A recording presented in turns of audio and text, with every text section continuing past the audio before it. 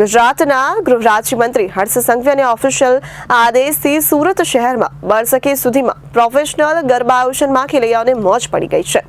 ઉચ્ચ ન્યાયાલયથી ઉપર સવાયા પુરવાર થતા ગુજરાત સરકારના ગૃહ રાજ્યમંત્રી Harsh Sanghavi, police commissioner Anupamsinh Gahlot voice pollution મુદ્દે ઉચ્ચ ન્યાયાલયના ચોક્કસ આદેશ છે અને આદેશને ધ્યાનમાં રાખીને ગુજરાતમાં સરકાર પણ નવરાત્રી પર્વમાં ચોક્કસ માર્ગદર્શિકા જાહેર કરી છે. ગૃહ રાજ્યમંત્રી હર્ષ સંઘવીના અનઓફિશિયલ આદેશથી સુરત શહેરમાં બરસકે સુધીમાં પ્રોફેશનલ ગરબા આયોજનમાં ખેલૈયાઓને મોજ પડી ગઈ છે.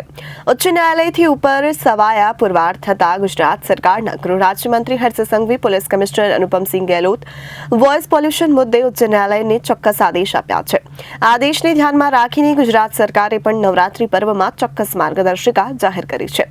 પરંતુ ન્યાયાલયનો આદેશ હોય કે પછી સરકારની માર્ગદર્શિકાને સુરતના ગૌરવ પથ પરના ગુજરાતી ગાયક કલાકાર કિંજય દવેવાળા Yashvi foundation charitable trust Sarsana convention સેન્ટરમાં કેસરિયા નવરાત્રી કે પછી G9 સહિતના તમામ ધંધાકીય નવરાત્રી આયોજકોએ ઢેબે ચડાવી દીધા છે. ડીજેના ટાણે આખી રાત ગરબા રમવાની કોની હોય ના હોય, પરંતુ માર્ગદર્શિકા કે નિયમોનું પાલન કરવું પણ જરૂરી છે. નવરાત્રી પર્વનો ઉત્સાહ અનેરો હોય છે. આ ઉત્સવમાં લોકોની જાનમાલની સુરક્ષાની જવાબદારી સવિશેષ સુરત પોલીસની બની જાય છે. ટૂંકા મહેકમને સતત જવાબદારી નિભાવતા પોલીસ વિભાગના જવાનોની આવા સમયે ફરજ ખરેખર કાબિલે દાદ હોય છે, જેમાં ઉચ્ચ ન્યાયાલયના આદેશનું ખુલ્લેઆમ હનન કરનારા સરકારના ઉચ્ચ પદે બેઠેલા જ ભંગ કરતા હોય છે, ત્યારે કાયદા માર્ગદર્શિકાનું રટણ કરનારા પણ એક પ્રકારે ગુનાહિત કૃત્યના સહભાગી બનતા હોય છે. એમ કહ્યું અતિ શક્તિ ભર્યું નથી જ.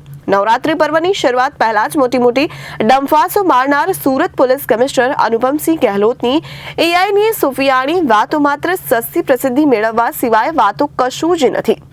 સરકારી નવરાત્રી પર્વ માટે ચોક્કસ માર્ગદર્શિકાનું નવરાત્રી પર્વમાં અમલ કરવાની હુંકાર ભરનાર પોલીસ કમિશનર અનુપમસિંહ ગહેલોતની એઆઈ પ્રોફેશન ગરબા આયોજનમાં ક્યાં ગાયબ થઈ ગઈ? આ વાતોમાં હંમેશા ગુજરાતની પ્રજાને આજી દેતા ગુજરાતના ગૃહ રાજ્યમંત્રી હર્ષ સંઘવીએ તાજેતરમાં પોલીસને મદદરૂપ થવા મા અંબે પાસે શક્તિ માંગી. ત્યારે આ એ જ ગુજરાત પોલીસ છે કે જેને કાયમ મા અંબે શક્તિ આપી છે?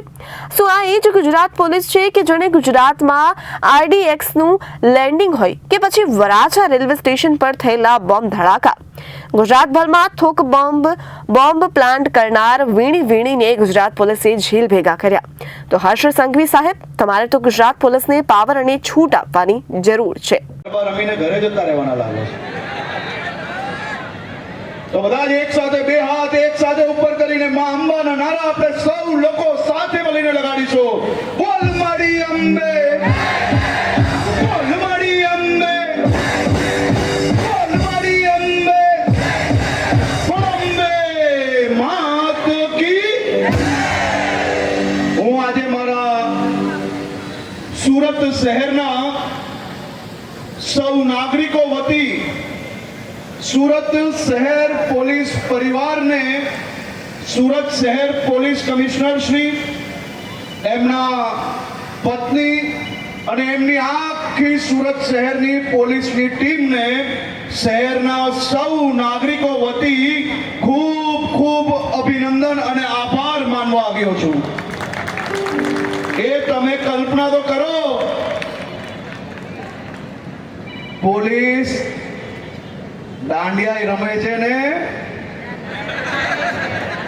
છે કે નહીં? કઈ અજબ ગજબની વાત છે કે નહીં? એ તમને સૌને ગરબા રમાડવા માટે રાત દિવસ એક કરીને આપણા સુરત શહેર પોલીસ પરિવારે તમારા સૌ માટે અહીંયા વ્યવસ્થાઓ કરી. તમને જાણીને આનંદ થશે, આપણી રક્ષા કરનાર પોલીસ જવાનો જે શહીદ થયા છે તેમના પત્ની અને પરિવારો દ્વારા અહીંયા સ્ટોલની વ્યવસ્થાઓ કરવામાં આવી છે. આજે આ વ્યવસ્થાઓ જોઈને મને ખૂબ આનંદ થયો અને તમારા વતી હું એમને અહીંયા આભાર માનવા અને અભિનંદન આપવા આવ્યો છું. આભાર આપવા પડે કે નહીં ભાઈ? માનવા પડે કે નહીં? આટલા કંજૂસ સુરતીઓ આપવા પડે કે નહીં આભાર? તો હું એમને આભાર બી આપું છું અને અભિનંદન બી માનું છું. મા અંબાના નવરાત્રીના 9 દિવસ એ આપણા સૌ ગુજરાતીઓ માટે આસ્થાના સૌથી મોટા દિવસો હોય છે. મા અંબાના પરમ ભક્તો ગુજરાતના ખૂણે ખૂણે વર્ષો વર્ષથી આદિ અનાદિ કાલથી ગરબાની આપણી આ પરંપરા છે. મારી ઉંમર ને મારાથી મોટી ઉંમરના અનેક લોકો એવા હશે કે જેને વર્ષો વર્ષથી મોડી રાત વહેલી સવાર સુધી ગરબા રમ્યા હોય. ત્યારે શેરી ગરબા હતા, આજે ગરબાનો રૂપ બદલાયો છે. આ ગરબા એ આપણી સૌની આસ્થાનું સૌથી મોટું કેન્દ્ર છે. આજે મા અંબાના ચરણોમાં વંદન કરીને મારી એક ગુજરાતની દીકરી જોડે ચાલે